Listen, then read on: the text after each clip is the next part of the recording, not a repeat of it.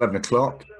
So I'll just crack on with this briefing. Basically, the idea today is just an update on anything that's happened in the last 7 days since the last webinar, and just the opportunity for people to share any experience they've had that might be useful to any other people. And also, if you've got any questions, particularly relating to yourself, really. So let's have a look what's been happening this week. So the job retention scheme, so this is the scheme for if you've got employees or you're a sole director of your own company on a salary. So this is where you can claim 80% of your salary to the maximum of the salary, or £2,500, the lower of rather.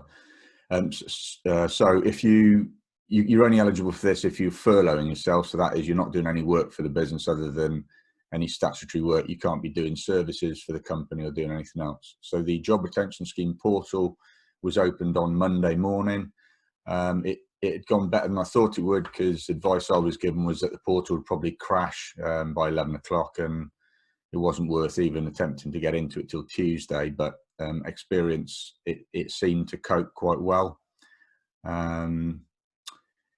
HMRC provided pretty useful guide on applying on the portal, and there's a couple of videos on YouTube. I posted the links up to those on social media if anyone wants to look at it. And anybody that got their application in by close of play last night, I think the funds are supposed to be with you within 6 working days. So again, it's an ongoing process. Payrolls that we process for clients, we claimed the March and April payrolls this week, so hopefully they'll get the funds within 6 working days. Again, practically with the job retention scheme, it doesn't really affect the payroll. The payroll gets run as per usual, and then the furlough claim is just to assist you with subsidising the payroll with a grant covering the 80% and the employer's national insurance, and also the sort of minimum statutory auto-enrolment pension if that's being paid.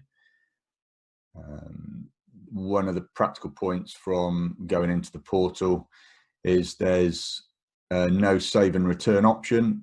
So sessions will time out after 30 minutes of activity. So you really need to make sure you've got all the data in front of you before you go and make the claim, really. Okay. The other thing this week is Companies House have relaxed striking off for companies. Obviously, if you're late with documents, annual returns or confirmation statements as it's called now, or your annual accounts, Companies House are quite quick these days at issuing notices for striking off of the company. Companies House have said that they're going to temporarily pause the striking off procedure to prevent companies being dissolved. They're also saying if accounts are late in the period that they're going to be sympathetic in dealing with appeals for late filing penalties. The other relief they've stated is they're going to offer a 3-month extension for filing accounts for Companies House. It needs to be by application only. My recommendation, I had a couple of queries from clients this week, is I really don't think it's a good idea filing your accounts late. They need to be filed anyway.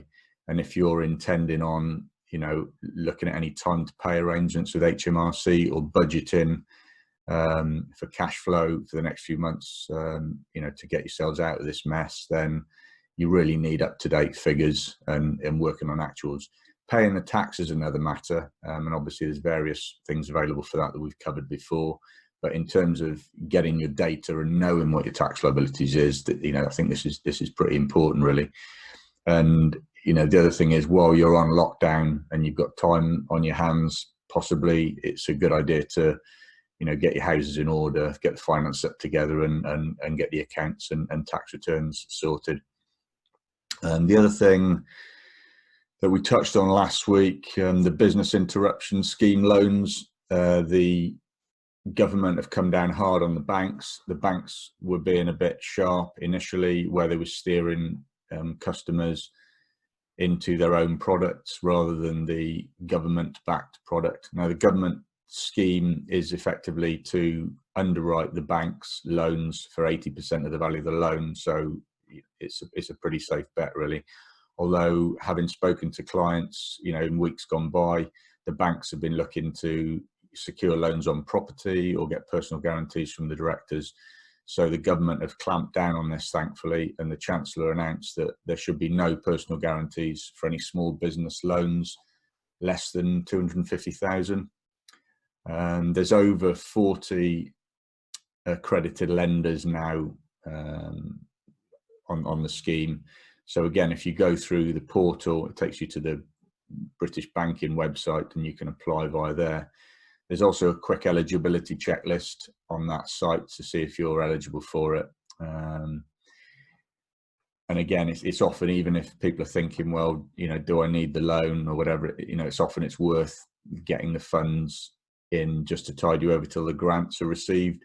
The other thing we don't know is how long this situation is going to go on for. So to have some funds from the bank ready in your account, which is interest-free and free of arrangement fees or anything for the first 12 months, is maybe not a bad idea, just until we know, till we're out of this, to make sure you've got working capital to keep running your business, really. Obviously, if you don't need it, you can pay it back. One thing you do need to be mindful of is just to double check there's no early redemption fees on the loan, so that if you do pay back early, you're not getting charged. I wouldn't imagine there would be, because like I said, the government has agreed to cover the interest and any charges for the first 12 months.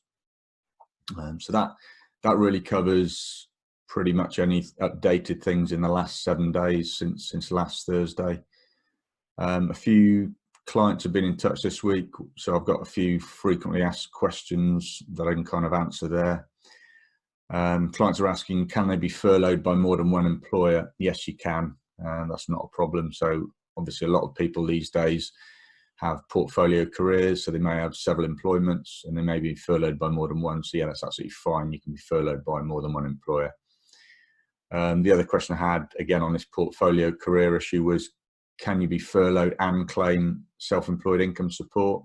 Again, as long as you meet the criteria, it's possible to be furloughed and claim the self-employed income support. Now, the main thing with the self-employed income support is that self-employment is 50% or more of your average earnings over the last 3 years. So again, you need to check that that's the case. But as long as that's the case, you can also be furloughed from your employment and claim the support there.